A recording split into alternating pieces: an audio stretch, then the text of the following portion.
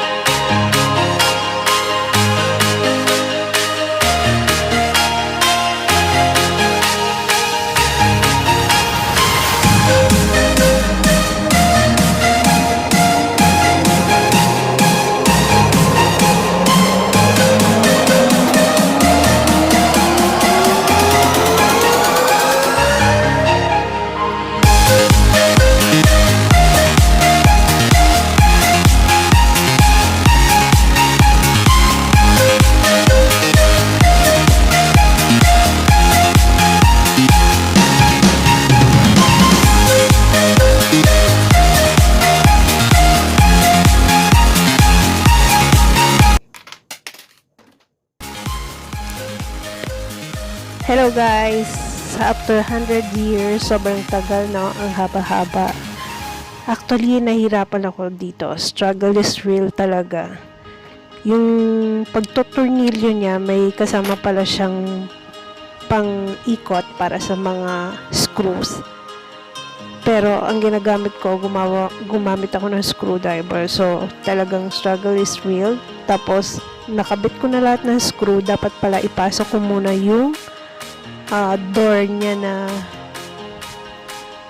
bakal na yan. So, nagtanggal na naman ako para ikabit siya. Tapos, nagkaroon pa ng problema yung kanyang pag-open,